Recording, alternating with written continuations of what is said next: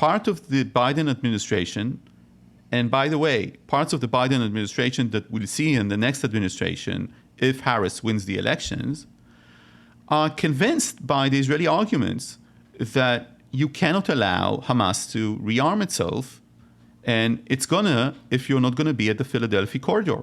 They got convinced. And I didn't hear this after the bridging offer. I heard that before they made the offer.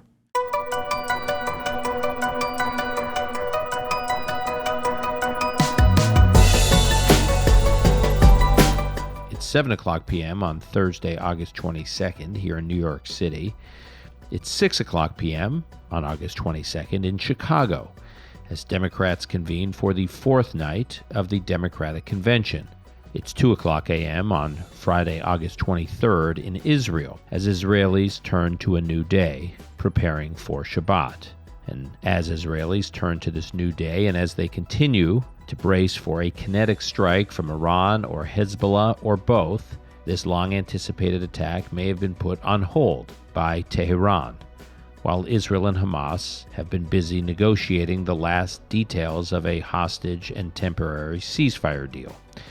And what exactly was this bridging proposal we have been hearing so much about from the U.S. side? Well, based on officials and journalists I'm talking to in the Middle East and elsewhere, one objective of this U.S. bridging proposal, at least an unstated objective of the proposal, was simply to play for time, keep things relatively quiet during the Democratic Convention. Nothing more distracting from the good vibes in Chicago than a military escalation in the Middle East. A regional war was unlikely to happen while Secretary Blinken was shuttling around the region. I think we'll be hearing more reporting about some of these objectives, albeit not all of the objectives of this bridging proposal in the days ahead. But either way, as we learn from our guest today, the deal does appear to be slipping away. This guest, Yediot Achronot journalist Nadav Eyal, who has been in touch with his sources from the Israeli security establishment and Israel's political leadership, while he is also on the ground in Chicago, covering the Democratic National Convention, and where Israelis Rachel Goldberg and John Poland, parents of American-Israeli hostage Hersh Goldberg Poland, who is being held by Hamas in Gaza for what seems like very soon will be 1 year since he was taken hostage on October 7th. 1 year. Unless there is some kind of deal that frees Hersh and the other hostages. Before we move on to today's conversation, one housekeeping note. As I've mentioned, we will be holding a live podcast recording at the Stryker Center in New York City on the evening of September 24th. Our guest will be Haaretz journalist Amir Tibon, who will be sharing his gripping and fascinating October 7th story and also his perspective as a kibbutznik from Israel's south. And he'll also be discussing where he thinks Israel goes from here, where it goes from here in Gaza, where it goes from here in Israel's north and beyond. The event will take place on the day of the release of Amir's new book, which is riveting and insightful, and I highly recommend it. We'll include a link to the Stryker Center event so you can register in today's show notes. But now on to today's conversation. Nadav Eyal on a deal on the verge of collapse. This is Call Me Back. And I'm pleased to welcome back to this podcast Nadav Eyal from Yediot Achronot, who normally joins us from Tel Aviv, but today he's joining us from the belly of the beast, from Chicago, reporting from the Democratic National Convention while still staying close to his sources inside Israel on the latest negotiations or lack of negotiations over a hostage and ceasefire deal. Nadav, thanks for being here. Thanks for having me again, Dan. I want to talk about what's happening on the ground in Israel. Can you tell me, what, based on your reporting, what the latest is with the hostage negotiations, or as I said earlier, the lack of hostage negotiations? So first of all, the deal for the hostage release is dying. I think it's acknowledged now by U.S. administration officials. It's acknowledged by Netanyahu's people. Everybody knows that negotiations are at a critical point, and nobody thinks right now that it's going to happen unless there's a dramatic and very surprising breakthrough. The U.S. has put forward a bridging offer to Israel and Hamas. Israel accepted that bridging offer Secretary Blinken has said that Israel accepted that bridging offer. The prime minister did not publicly negate that. So he's probably on board. But what he did do is have a conversation with the families more associated with his opinions, the Gvura Forum, and he said there again. Can you explain what the Gvura Forum is, what the Tikva Forum is? So within the families of the hostages, you have two basic groups. You have the main headquarters of the families, and they are sort of the majority, and they're very critical of the government and of the prime minister. And they want to see more activism by Israel to release the hostages. And you have two smaller forums that are very much associated with the positions of the prime minister and the Likud that are saying that the only way to get the hostages back is to show more force and to be more involved actively, militarily in the Gaza Strip. And they're not pushing the prime minister to make concessions, but the other way around. And between these two groups within the hostage families, there's a lot of bad blood. There's a lot of mutual criticism. And the prime minister tends to meet more people from the forum that he agrees with. And this is also very much criticized by the families, saying that he should give equal share of his time to different families, even if they disagree with his positions as to a deal. Anyway, so he met that forum, the Gvura Forum, and he told them that Israel will remain in Philadelphia. Philadelphia is the border with Egypt. It's the area where Hamas smuggling was at its peak. So it's about a 14-kilometer area that where there are tunnels underground, these big tunnels that you can fit vehicles, vehicular size tunnels that Hamas was smuggling in weapons and supplies and people. Yeah. And at the same talk, he talked about the need to somehow make sure that people who are armed won't go back with the Palestinians that are returning to their houses in the north. I remind you, Dan, that Israel agreed to surrender, to withdraw the Netzarim corridor. That's the corridor that separates Gaza north to south. And this is one of the main achievements of Israel during the war. It basically took effective control of the northern side of Gaza. Then it built a corridor, and it's not allowing civilians or anyone else to go back to the north of Gaza. And over 1 million people were called to evacuate and evacuated from northern side of Gaza, Palestinians, and they live in refugee camps, new refugee camps in the south or in central Gaza Strip. And the prime minister has made a point that when people return back home, they need to be checked so that Hamas terrorists won't be within them together with arms. This is seen as something that can blow up the deal because you can't really search 1 million people unless you're in the corridor, and Israel already agreed to leave the corridor. The prime minister has agreed that. This is the Biden proposal at the time that was actually the Israeli proposal of the negotiating team, and we discussed this at length in your podcast.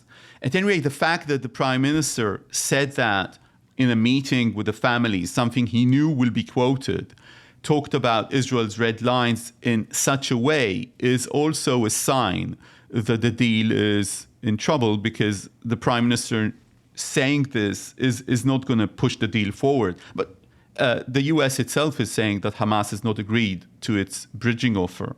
What's happening is that within the Israeli society, we're seeing a huge, huge rift and a very bitter rift about this, with the negotiating team of Israel, mainly comprised of security officials, off the record blaming the prime minister for not having a deal. And what they're saying about the U.S. bridging offer is that this was dead on arrival, that the Americans, from their own reasons, bought into some of Netanyahu's points, but the bottom line is that you're not going to have a deal, and everybody knows that you're not going to have a deal with the fine details of that bridging offer. They're blaming off the record Netanyahu for that. So these are the Israeli negotiators themselves who are briefing the Israeli media. Then the prime minister, and it's not himself doing that, but it's like senior officials in Jerusalem, are attacking the negotiating team the Israeli negotiating team saying you're actually helping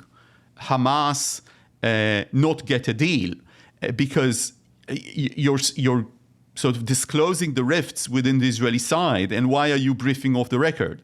And absurdly or ironically, this brief of the senior officials in Jerusalem is also off the record. So you see that the Israeli society is really being torn about this issue. You see the demonstrations in the streets. You see the distress of the families and the distrust of many families. The Gvura Forum, is again a minority. It exists, and I acknowledge this, of course, but it's a minority. Their disbelief with the prime minister, and they're really torn, between what security officials are saying, what senior officials in Jerusalem are saying.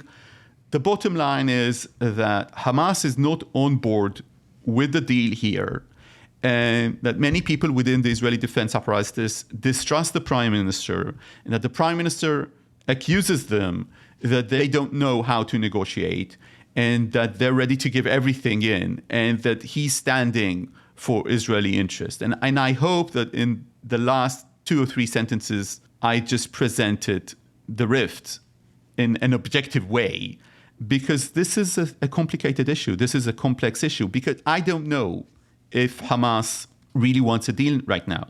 Not having a deal now, Dan, means probably that the region is going to escalate to the verge of a regional war. We're still waiting for the Hezbollah response.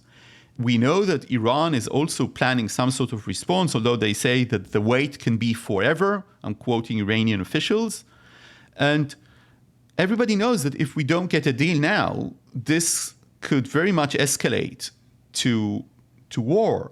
And the way that the Israeli society is going into this situation, and I'm not going to sugarcoat this, you have a growing distrust with the political establishment and with the government and with the prime minister.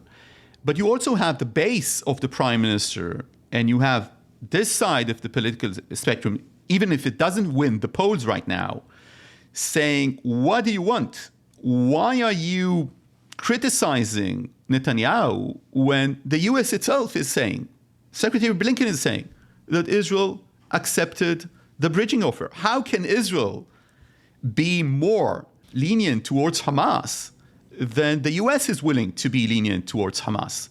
And I see you smiling, Dan, because so I know that I represented that view in an accurate way. No, I appreciate that. I feel that no one wants a deal more, other than the overwhelming majority of Israelis. No one wants a deal more than the Biden administration. They're very committed to a deal. So the fact that they're saying that Israel has accepted what they have asked and the onus is now on Hamas, I'm agreeing with you. Like, what are those advising Netanyahu supposed to do beyond that? And what do you think is motivating the Biden administration? By the way, that's a great question. I first of all, I think that, and I know I'm going to amaze some people. I'm saying this after talking with some officials in the recent month. They actually agree with some of Israel's arguments. So not everything is about posturing towards the election. So one of the perks that this president got is that not everything's about domestic politics. It's not all about domestic American politics in what the administration is saying. So when you're asking, Dan, why are they presenting a view that says that Israel can have some presence in the Philadelphia corridor with the border with Egypt, the answer is that part of the Biden administration, and by the way, parts of the Biden administration that we'll see in the next administration, if Harris wins the elections, are convinced by the Israeli arguments that you cannot allow Hamas to rearm itself, and it's gonna, if you're not gonna be at the Philadelphia corridor. They got convinced. And I didn't hear this after the bridging offer. I heard that before they made the offer. So it was born out of the merits of what they think should be. And this is, again, one of the perks that President Biden got by not seeking re-election, right? So he can actually judge things by the merit in the few months that he has left. So this is one explanation. Now, they can change.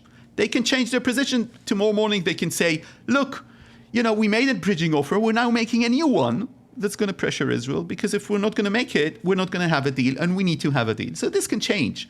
But right now, they made something that was much more comfortable for the prime minister to adopt. And I should say, of course, that he never adopted it publicly. Again, it was Secretary Blinken who said the prime minister has adopted this. And then after the prime minister remarks were made public, he was asked again, does Israel still stand with the bridging offer by the US? And he said, yes. Well, they said yes to our offer, and they put the pressure on Hamas. And the reason they're doing this, Dan, is also because it worked well towards these negotiations. What they discovered is when they pressure Hamas directly, it has some sort of achievements. Hamas said from the first deal that we had that brought hostages back home months and months ago, that they're not going to have another deal with Israel unless the war's going to end with that deal, finally, and they want to have guarantees. And the great achievement of this negotiation, an achievement to the US administration and to the Israeli government, is that they now understand that this is not going to be a final deal and the war is not going to be over after this deal. This is the main achievement. What the defense apparatus in Israel is saying to Netanyahu is take the deal. And I want to give the respect to these people this is their profession, both those army generals, but also the Mossad, the Shabak. They're telling Netanyahu, take the deal because you got a great achievement out of this. We can go back to the war. We're going to get about 20 Israelis, we hope, at least 20 Israelis back alive from Gaza. We're going to keep our military presence in Gaza. We have some guarantees from the United States. I published this story. Some guarantees that we can actually restart the war if needed. We're going to have a letter from the US. This is the best you're going to get here, and you need to take the deal. This is their point. And what they're saying is, if you don't get the deal, even if there were no hostages, then you might see a regional escalation that will play against Israel in ways that we cannot foresee right now. You alluded to the fact that Hamas simply may not want a deal right now. Yeah. And they're just stringing along the Biden administration, they're stringing along the Israelis. It's an argument within Western intelligence sources whether or not Hamas really wants a deal right now. Why would he not want it? Why would Sinwar not want a deal? I think that for Sinwar, and I'm now presenting one side of that discussion within the Israeli intelligence. For Sinwar, he would want a deal after Israel is hit by Hezbollah and Iran. So missing the opportunity for this thing to deteriorate to a full frontal attack of the so-called axis of resistance against Israel, for him, he sort of asks himself, speculate, intelligence sources, why should I go for it now? The Israelis will always be ready to have some sort of deal to get some of their hostages back, right? Because this is a top priority for Israelis. I can either have the deal right now, or I can get it after Iran strikes back, after Hezbollah strikes back, after this becomes the flood of Al-Aqsa, which is the name he gave to his operations against Israel on October 7th. His vision might be materialized. So these intelligence sources are saying, if you go through the thinking of Sinwar, things are going to improve for him with the Iran and Hezbollah attack and a regional deterioration. And then Israel is going to be pressured more forcefully, maybe by the United States, now presenting a more pro-Israeli view. You need to stop the war because now it's a regional war, right? And it's Israel's fault. I just gave you the most pessimistic scenario as to Sinwar's intentions.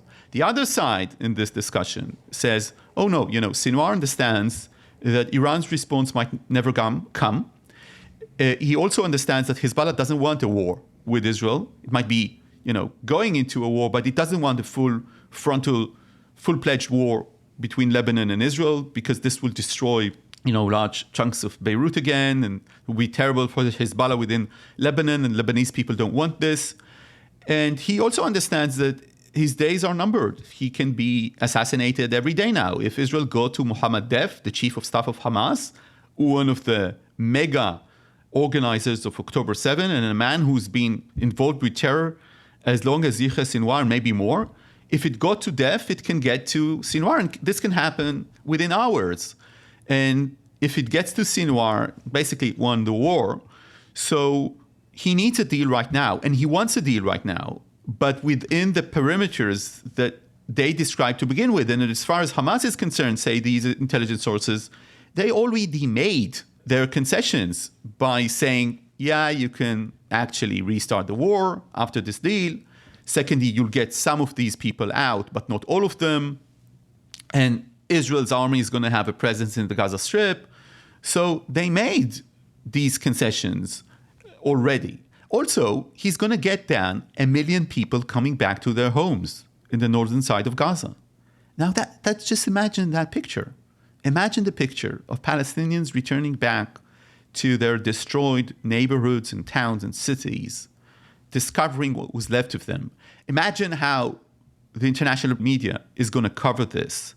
And also imagine the idea of a return, not a Nakba, the way that Palestinians describe 1948, a disaster, a Nakba, in which they were expelled, as far as they are concerned, never to return. Not a Naksa, like the tragedy for them of 1967 within the West Bank. But Sinwar, the only one who got Palestinians back to their homes.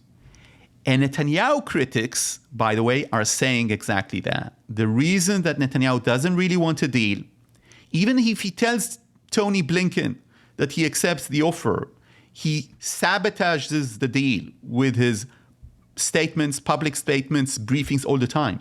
It's because he knows that if he's going to see that picture of 1 million Palestinians returning back home, maybe jubilant, maybe in tragedy, the international media, he's going to be blamed for that. That's going to be, for him, in Israeli politics, say the critics, like the moments of the American withdrawal from Afghanistan. This is going to be a picture of victory for Hamas. And this is going to be played out, disastrously politically for Netanyahu. That's the reason why he's trying to derail the deal. And I think I just presented both the internal discussion within the intelligence community and also the Netanyahu critics. Netanyahu, of course, is saying, I want a deal, I'm willing, and I quoted these sources on your show, I'm willing for this government to fall over a deal, but I'm not going to let go of Israel's basic security needs. And now I wrapped up everybody in this. What's interesting is we will see if Iran and Hezbollah strikes, assuming the deal's dead for now. We will see now if Iran and Hezbollah strikes, if Sinwar gets his wish of some kind of regional escalation. But if he doesn't, if they strike but in a minimal way or symbolic way, but not in a way that's more reminiscent of what happened in mid-April, that Israel either it is a powerful strike, but Israel's defenses are strong, or they just don't bother doing something extravagant, Hezbollah and Iran. So if Sinwar doesn't get his regional escalation, and if Netanyahu continues to convey that he's willing to do a hostage deal so long as certain principles undergird that deal, and those principles are, in Netanyahu's argument, key to another October 7th not happening, meaning Israel in the Philadelphia corridor, Israel in the Netzarim corridor, and some kind of system for controlling who comes back to the north. If Netanyahu digs in on those principles, and by the way, Netanyahu's poll numbers are improving right now. Are improving, absolutely. Not dramatically, but they're improving. No, I think they're improving dramatically, Dan. I think they're improving dramatically. Netanyahu is having, he has resurrected, really. Right. So Sinwar then looks at that and says, wait a minute, there's no regional escalation that I was waiting for. And Netanyahu is not compromising on these principles that matter to me, Sinwar, and his political posture within Israel. And we know that Sinwar is a close follower and consumer of Israeli news. And he sees Netanyahu's political position improving, that maybe Israel, this Israel of 2011, and the Netanyahu of 2011, that was willing to cut a deal to get one Israeli hostage back and release 1,027 Palestinians from Israeli prisons, including Sinwar. that Israel and that Netanyahu are over. By the way, I'm not passing judgment here one way or the other. I'm not saying it's a good thing. It's not a bad thing. It could mean that Israel is in a new... Let me tell you something as a Netanyahu follower. The Netanyahu that was willing to release 1,027 prisoners for just one soldier, that Netanyahu is still very much here. And much of the defense apparatus resisted that.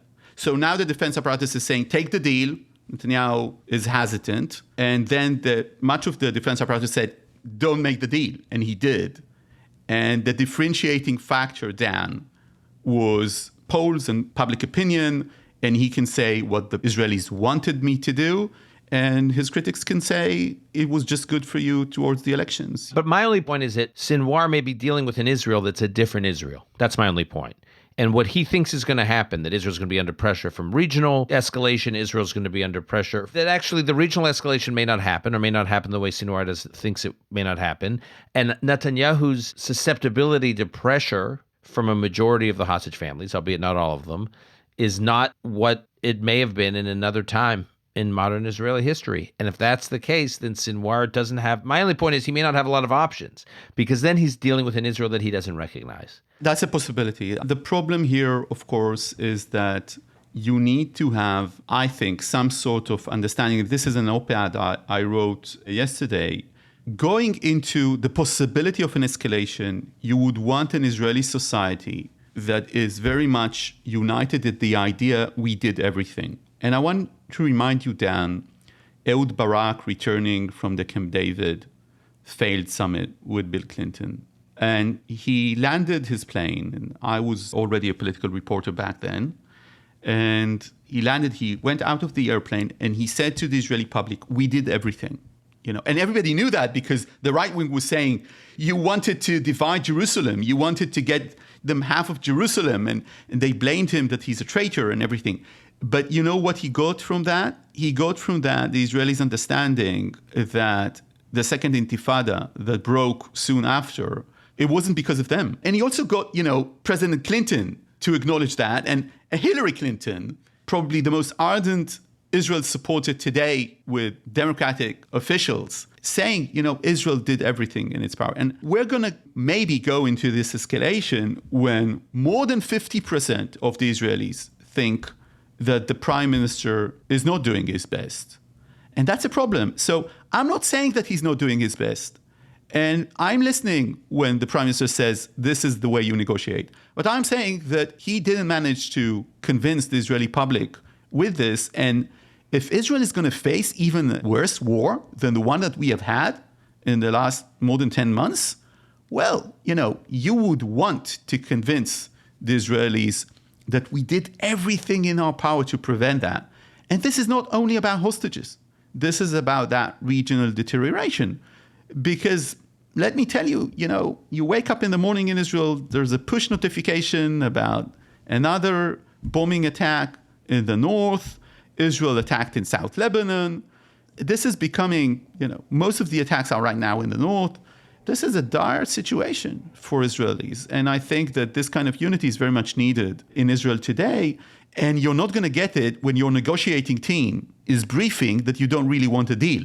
And of course, you can always say, they're all lefties. And some of the Netanyahu people are saying, the head of that's the reason we had October 7. These are the arguments that they're making. But you need to convince the public with that. And I think, by the way, that by accepting the bridging offer by the United States, Netanyahu was trying to do that, but it's not enough as of yet. Okay, Nadav, we will leave it there. I know you've got to get back to covering all my friends at the Democratic National Convention. Yeah, I didn't see you around, Dan.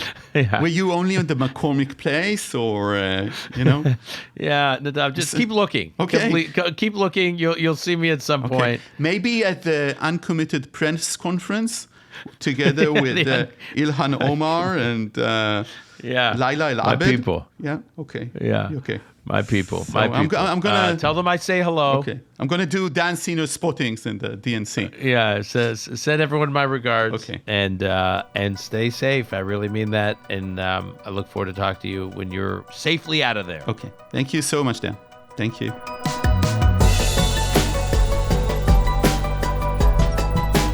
That's our show for today. To keep up with Nadav Eyal, you can find him on X at Nadav_Eyal, EYAL, or at Ynet. Call Me Back is produced and edited by Alon Benatar. Our media manager is Rebecca Strom. Additional editing by Martin Huergo. Until next time, I'm your host, Dan Senor.